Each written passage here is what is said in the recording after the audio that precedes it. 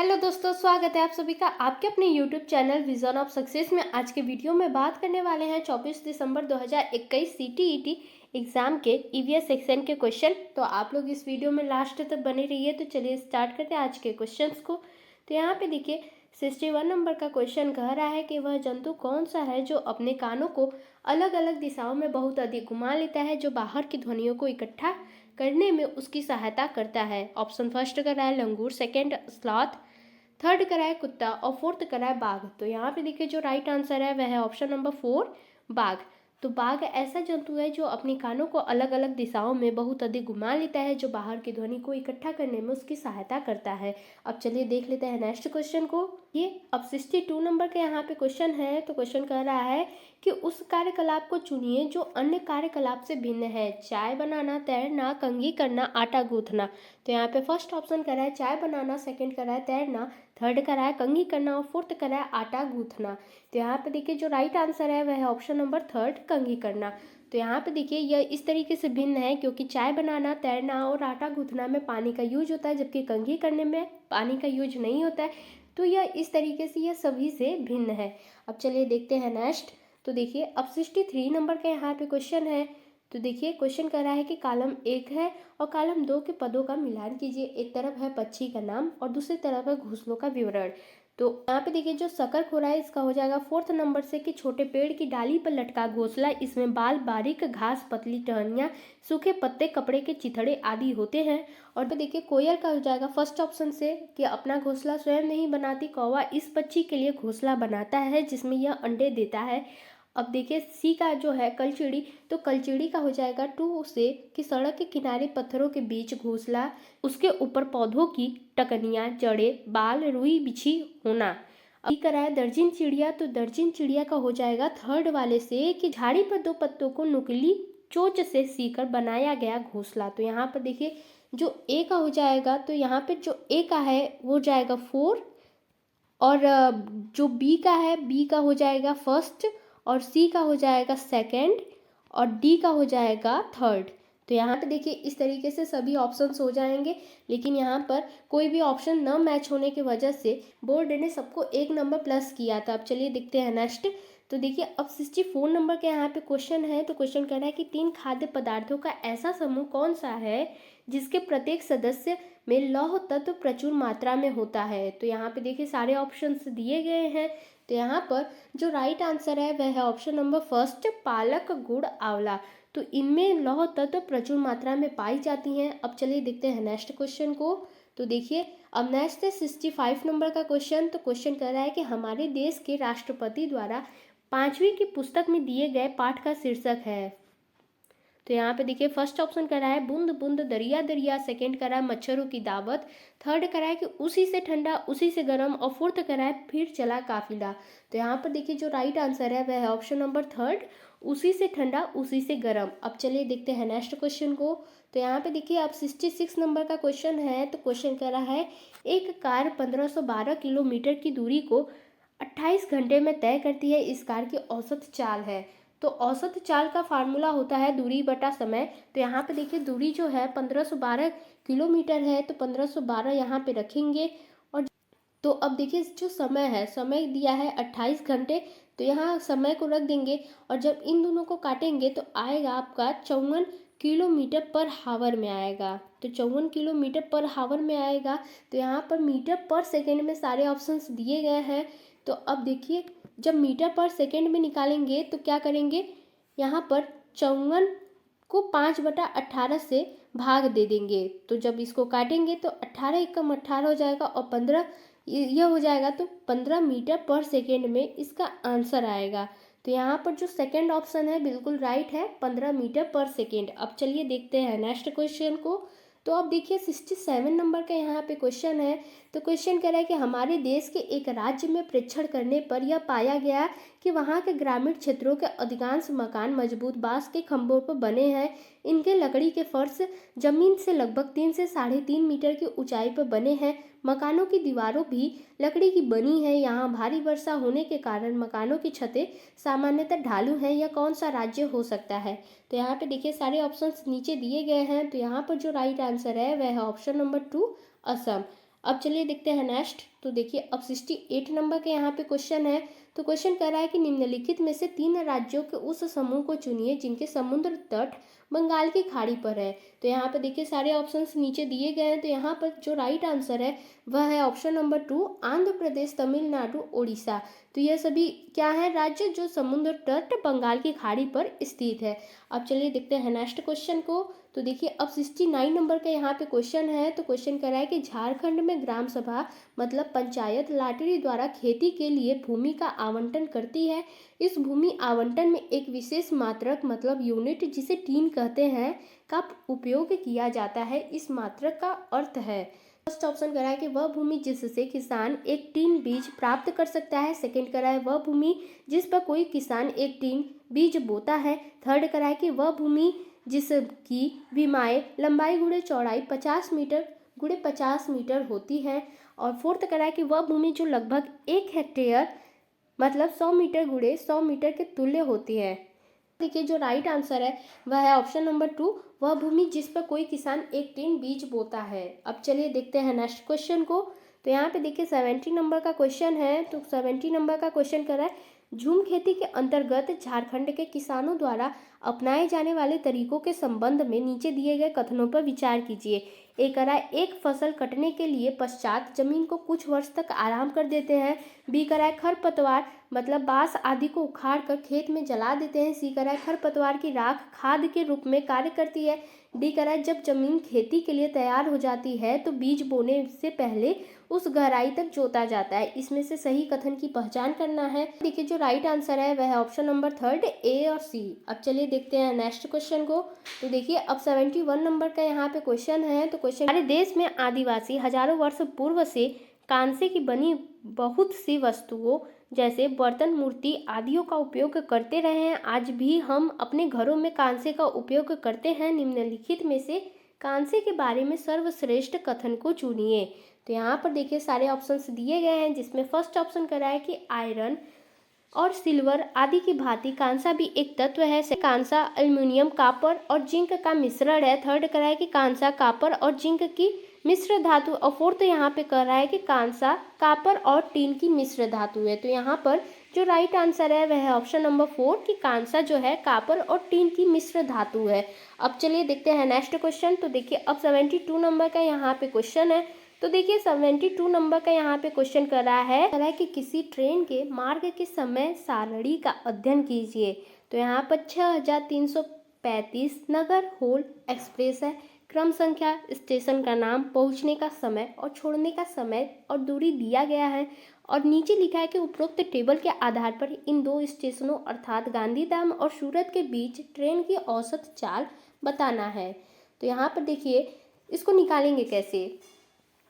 तो आप लोगों को पता है कि जो औसत चाल है तो उसका सूत्र क्या होता है, दूरी बटा समय होता है। तो यहाँ पर देखिए दूरी यहाँ पे दिया है 530, यहाँ पे दूरी दिया हुआ है और हम लोगों को समय निकालना है। तो समय कैसे निकालेंगे, तो यहाँ पर देखिए गांधीधाम से चला था 6:15 को और 16:15 पर सूरत पहुँचा है। तो यहाँ पर देखिए कैसे हम लोग निकालेंगे, 16:15 में से क्या करेंगे 6:15 को घटा देंगे। तो 6:15 को जब घटाएंगे तो यहाँ पर 10 घंटा आ जाएगा। तो 10 घंटा हम लोगों का समय आ गया। तो 10 घंटा हम लोगों का समय आ गया। तो 530 में हम लोग 10 से भाग करेंगे तो क्या आएगा 53, इसका राइट आंसर आएगा। तो 53 किलोमीटर पर हावर आएगा। तो इसलिए यहाँ पर जो थर्ड ऑप्शन है बिल्कुल राइट हो जाएगा। अब चलिए देख लेते हैं नेक्स्ट क्वेश्चन को। तो देखिए 73 नंबर का क्वेश्चन कर रहा है कि कन्नौज शहर इत्र के लिए प्रसिद्ध है। यह शहर भारत के एक राज्य का जिला है जिसका नाम है। नीचे सारे ऑप्शंस दिए गए हैं जिसमें फर्स्ट करा उत्तर प्रदेश, उत्तराखंड, गुजरात और महाराष्ट्र। तो यहाँ पर देखिए जो राइट आंसर है वह है option number first Uttar Pradesh. अब चलिए देखते हैं नेक्स्ट क्वेश्चन। तो देखिए अब 74 नंबर का यहाँ पे क्वेश्चन है। तो क्वेश्चन करा है कि नीचे दी गई सारणी में नई दिल्ली में पेट्रोल और डीजल के मूल्यों का अध्ययन कीजिए। तो एक तरफ तेल दिया है 2020 में 1 लीटर मूल्य दिया है डीजल और पेट्रोल का, और 2021 में 1 लीटर का मूल्य दिया है डीजल और पेट्रोल का। तो अब देखिए यहाँ पर निकालेंगे कैसे। तो डीजल का जो मूल्य है 81 से हुआ है 90 ₹9.72 हुआ है। तो कितने का इंक्रीजिंग हुआ है? ₹9.72 का इंक्रीजिंग हुआ है यहाँ पर। देखिए जो पेट्रोल का है 92 रुपये से ₹102.12 हुआ है। तो कितना का इंक्रीजिंग हुआ है? ₹10.12 का इंक्रीजिंग हुआ है। ठीक है, तो अब देखिए अब निकालेंगे कैसे? तो अब जो ₹9.72 निकला था हम लोगों का, तो उसमें हम लोग क्या करेंगे? 81 रुपये से भाग करेंगे और गुणे 100 करेंगे। तो इसका जो आंसर आएगा वो हो जाएगा 972/81। ठीक है, तो अब जब इसका परसेंटेज निकालेंगे तो कितना आएगा? 12% आएगा। तो अब देखिए अब दूसरे का निकालेंगे पेट्रोल का। तो पेट्रोल का जो हम लोग निकालेंगे, तो आप लोग जानते ही हैं कि ₹10.12 इसका आया था। तो ठीक है, तो ₹10.12 में हम लोग क्या करेंगे? 92 से भाग करेंगे और गुणे 100 करेंगे, क्योंकि दशमलव लगा हुआ है। तो दशमलव को हटाने के लिए हम लोग 100 से भाग करते हैं। तो क्या करेंगे? 1012 में 92 से जब भाग करेंगे तो काटेंगे, तो इसका आंसर आएगा 11%। तो 11% आया। तो यहाँ पर देखिए जो राइट आंसर हो जाएगा वो हो जाएगा ऑप्शन नंबर 3 12% और 11%। अब चलिए देखते हैं नेक्स्ट क्वेश्चन को। तो देखिए अब 75 नंबर का यहाँ पे क्वेश्चन है। तो क्वेश्चन करा है कि भारतीय में त्योहारों का एक समूह जो पूर्णिमा के दिन मनाया जाता है। तो यहाँ पर देखिए नीचे सारे ऑप्शंस दिए गए हैं। तो यहाँ पर जो राइट आंसर है वह है ऑप्शन नंबर 3 होली, रक्षाबंधन, गुरु नानक जन्मदिन। तो यह 3 त्यौहार ऐसे हैं जो पूर्णिमा के दिन मनाए जाते हैं। तो अब चलिए देखते हैं नेक्स्ट। तो देखिए अब 76 नंबर का यहाँ पे प्राइमरी स्तर पर ईवीएस की पाठ्य पुस्तकों की रचना ध्यानपूर्वक की जाती है, जिससे विद्यार्थियों में सीखने सिखाने के दौरान गलत अवधारणा न बन जाए। आपके अनुसार पाठ्य पुस्तकों की कौन सी विशेषता इसके लिए सबसे उपयुक्त है? तो यहाँ पर देखिए सारे ऑप्शंस नीचे दिए गए हैं।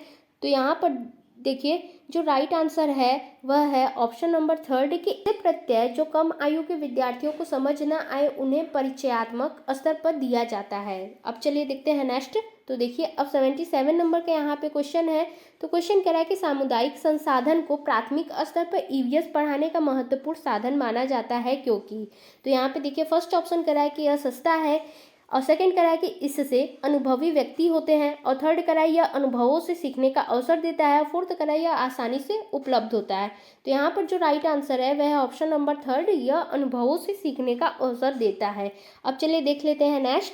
तो देखिए अब 78 नंबर का यहाँ पे क्वेश्चन है। तो क्वेश्चन करा है कि कक्षा 5 के ईवीएस के विद्यार्थी अनुमान लगाते हैं कि छोटे डिब्बे को भरने के लिए कितने चने के दाने की आवश्यकता होगी। इस क्रियाकलाप द्वारा कौन सी प्रक्रिया कौशल का विकास होगा? तो ऑप्शन फर्स्ट करा है वर्गीकरण, सेकंड करा संप्रेषण, थर्ड करा प्रयोग करना और फोर्थ करा अनुमान लगाना। तो यहाँ पे देखिए जो राइट आंसर हो जाएगा वह है ऑप्शन नंबर 4 अनुमान लगाना। अब चलिए देखते हैं नेक्स्ट। तो देखिए अब 79 नंबर के यहाँ पे क्वेश्चन है, पेड़ पौधे एवं पशु परिवार एवं मित्र नामक थीम का हिस्सा इस प्रकार के स्थापन का कारण है। ए कह रहा है कि विद्यार्थियों को इस योग्य बनाना कि पेड़ पौधे एवं पशुओं को अपने परिवार का हिस्सा माने। बी कह रहा है कि पेड़ पौधे एवं पशुओं के प्रति विद्यार्थियों में संवेदनशीलता विकसित करना। सी कह रहा है कि उन रूढ़िबद्ध धारणाओं को तोड़ना जिनके अनुसार पेड़ पौधे एवं पशु हमारे परिवार का हिस्सा नहीं हो सकते। तो यहाँ पर देखिए सारे ऑप्शंस नीचे दिए गए हैं। तो यहाँ पर जो राइट आंसर है वह है option number first A and B. अब चलिए देखते हैं नेक्स्ट क्वेश्चन को। तो देखिए अब 80 नंबर का यहाँ पे क्वेश्चन है। तो क्वेश्चन कर रहा है स्तर पर ईवीएस पढ़ाने का प्रमुख उद्देश्य विद्यार्थियों को इस योग्य बनाना है कि। तो यहाँ पे देखिए सारे ऑप्शंस दिए गए हैं। तो यहाँ पर फर्स्ट ऑप्शन करा है कि वे ऐसे कौशल अर्जित करें जिनमें वे स्वतंत्र रूप से पर्यावरण को बचाने हेतु क्रियाकलाप करें, और सेकंड करा है कि उच्च प्राथमिक स्तर की पढ़ाई हेतु पर्यावरण संबंधित प्रत्यय अर्जित करें, और थर्ड करा कि विद्यार्थियों को कक्षा की शिक्षा को स्कूल से बाहर के जीवन से जोड़ने में मदद करना। तो यह थर्ड ऑप्शन बिल्कुल राइट है। अब चलिए देखते हैं नेक्स्ट क्वेश्चन को। तो देखिए अब नेक्स्ट है 81 नंबर का क्वेश्चन है। तो क्वेश्चन कर रहा है कि कक्षा 1 तथा 2 में ईवीएस के लिए कोई निर्धारित पाठ्य पुस्तकें नहीं है, निम्नलिखित में से इसका सबसे उपयुक्त कारण क्या है? तो यहाँ पर देखिए सारे ऑप्शंस दिए गए हैं। तो यहाँ पर फर्स्ट ऑप्शन कर रहा है कि ईवीएस की पाठ्य पुस्तकें विद्यार्थियों के लिए स्कूल के बस्ते को भारी बना देती है। सेकंड कर रहा है कि कक्षा 1 और 2 के विद्यार्थी ईवीएस को सरलता से नहीं समझते। थर्ड कर रहा है कि ईवीएस को भाषा तथा गणित के साथ एकीकृत किया जाता है। तो यहाँ पर थर्ड ऑप्शन बिल्कुल राइट है। अब चलिए देखते हैं नेक्स्ट क्वेश्चन को। तो देखिए अब नेक्स्ट है 82 नंबर का यहाँ पे क्वेश्चन है। तो विद्यार्थियों को पौधों एवं वृक्षों के प्रति संवेदनशील बनाने के लिए निम्न में से कौन सी सर्वाधिक उपयुक्त नीति है। ए करा लकड़ी के लट्ठे को गोदाम का भ्रमण कराना। बी करा कि वनों को काटने से बचाने के लिए पोस्टर बनाना। सी करा है वनों के संरक्षण पर नाटक करना। डी करा है एक पेड़ को अपनाना तथा उसकी देखभाल करना। तो यहाँ पर देखिए सारे ऑप्शंस दिए गए हैं। तो यहाँ पर जो राइट आंसर है वह है ऑप्शन नंबर फर्स्ट ए सी डी। तो यहाँ पर ए सी डी वाला ऑप्शन बिल्कुल राइट है। अब चलिए देखते हैं नेक्स्ट। तो देखिए अब 83 नंबर का यहाँ पर क्वेश्चन है। तो क्वेश्चन कर रहा है कि एक ईवीएस के शिक्षक के लिए विद्यार्थी के ईवीएस के ज्ञान का मूल्यांकन करने हेतु निम्न में से कौन सी पद्धति सही है। फर्स्ट ऑप्शन करा है मानकीकृत टेस्ट जो राष्ट्रीय मानकों को बनाने के लिए रखने के लिए उपयुक्त हो। सेकंड करा है शिक्षक द्वारा बनाए गए उपकरण जो शिक्षक की अपनी शिक्षण के अनुकूल हो। थर्ड करा है परीक्षा विभागों द्वारा विकसित किए हुए सर्वसामान्य टेस्ट। और फोर्थ करा है शिक्षक द्वारा बनाए उपकरण जो उसके विद्यार्थी उसकी शिक्षण प्रणाली तथा स्थानीय प्रसंगों के अनुकूल हो। तो यहाँ पर फोर्थ ऑप्शन बिल्कुल राइट है। अब चलिए देख लेते हैं नेक्स्ट क्वेश्चन को। तो देखिए अब 84 नंबर का यहाँ पे क्वेश्चन है। तो देखिए क्वेश्चन करा है कि आदर्श रूप से निम्न में से कौन सा विकल्प विद्यार्थियों द्वारा किए गए क्रियाकलापों के पश्चात उनके सीखने को दृढ़ करने के लिए होना चाहिए। तो यहाँ पर देखिए फर्स्ट ऑप्शन करा है कि घर पर किए गए क्रियाकलाप। सेकंड करा है शिक्षक द्वारा क्रियाकलापों का स्पष्टीकरण। थर्ड करा है कि कक्षा में आपसी विचार विमर्श। और फोर्थ करा है ईवीएस की कॉपी में रिकॉर्ड बनाए रखना। तो यहाँ पर देखिए जो थर्ड ऑप्शन है बिल्कुल राइट आंसर है। अब चलिए देखते हैं नेक्स्ट। तो देखिए अब 85 नंबर का यहाँ पे क्वेश्चन है निम्न में से किसका उपयोग ईवीएस के शिक्षकों द्वारा अपने विद्यार्थियों के प्रमाणिक सीखने की क्षमता का आकलन करने के लिए होगा। तो यहाँ पर फर्स्ट ऑप्शन करा है तिमाही टेस्ट। दत्त कार्य की नोटबुक। थर्ड करा है पोर्टफोलियो। और फोर्थ करा है कक्षा में व्यवहार। तो यहाँ पर जो राइट आंसर है वह है ऑप्शन नंबर थर्ड पोर्टफोलियो। अब देखते हैं नेक्स्ट। तो देखिए अब 86 नंबर का यहाँ पे क्वेश्चन है। तो क्वेश्चन करा हम चीज़ें कैसे बनाते हैं पढ़ाने में निम्नलिखित में से कौन सी युक्ति अथवा स्रोत सबसे अधिक उपयुक्त है। तो यहाँ पर फर्स्ट ऑप्शन करा है किसी ऐतिहासिक भवन का निर्माण करना और उसके निर्माण सामग्री तथा निर्माण नमूनों को पहचानना। तो यह देखिए बिल्कुल राइट आंसर है। तो इसके अलावा नेक्स्ट देखने की ज़रूरत नहीं है। तो यह बिल्कुल राइट आंसर है। अब चलिए देख लेते हैं नेक्स्ट।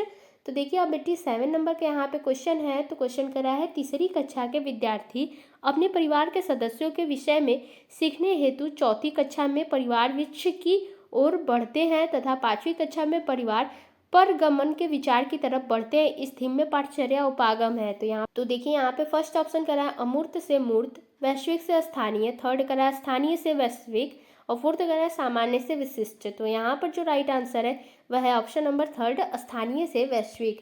अब चलिए देख लेते हैं नेक्स्ट। तो देखिए अब 88 नंबर का यहाँ पे क्वेश्चन है। तो देखिए क्वेश्चन करा है कि निम्नलिखित में से कौन सा तत्व एक अध्यापक को पर्यावरण अध्ययन के पाठ्य योजना में रखने के लिए विचार करना चाहिए। ए करा अनुदेशन विशिष्ट उद्देश्य छात्रों की पर्यावरण सजगता प्रमुख अवधारणाएं और प्रक्रिया कौशल। और डी करा है सामान्य उद्देश्य। तो यहाँ पर देखिए सारे ऑप्शंस दिए गए हैं। तो यहाँ पर जो राइट आंसर है वह है ऑप्शन नंबर 4 ए सी डी। तो यहाँ पर ए सी डी बिल्कुल राइट आंसर है। अब चलिए देखते हैं नेक्स्ट। तो देखिए अब 89 नंबर का यहाँ पे क्वेश्चन है दृष्टिबाधित विद्यार्थियों के लिए निम्नलिखित में से कौन सी युक्ति पर्यावरण अध्यापन के लिए सबसे अधिक उचित है। ए करा है श्रवण पाठ्य वस्तु तैयार की जाए। बी करा है स्पर्श वस्तुओं या बड़े अक्षरों में विषय वस्तु का उपयोग किया जाए। अवधारणाओं की सरल चित्रों तथा मूर्त ठोस वस्तुओं द्वारा व्याख्या की जाए। डी करा है जहाँ तक संभव हो पाठ्य वस्तु को अधिक से अधिक मूर्त निश्चित बनाए।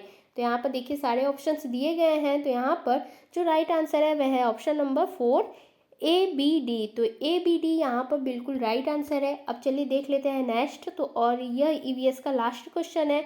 तो क्वेश्चन करा है कि सलीम प्राथमिक कक्षाओं के विद्यार्थियों को जल विषय पढ़ाने के लिए क्षेत्र भ्रमण कराना चाहता है। इनमें से कौन सी जगह उचित रहेगी। जल संचय यंत्र, जोहड़, बावड़ी, खेजड़ी। तो यहाँ पर देखिए नीचे सारे ऑप्शंस दिए गए हैं। तो यहाँ पर जो राइट आंसर है वह है ऑप्शन नंबर 4 ABC। तो यहाँ पर ABC बिल्कुल राइट आंसर है। तो वह है, देखिए जो ABC है, तो ABC यहाँ पर है जल संचय यंत्र, जोहड़ और बावड़ी। तो यहाँ पर तीनों ऑप्शन बिल्कुल राइट है। तो इस तरीके से आज का EVS सेक्शन कंप्लीट हो गया। आप लोग बताइए कि यह वीडियो कैसा लगा। वीडियो अच्छा लगता है तो वीडियो को लाइक, शेयर और चैनल को सब्सक्राइब जरूर करें। मिलते हैं अगली वीडियो में, तब तक के लिए बाय बाय।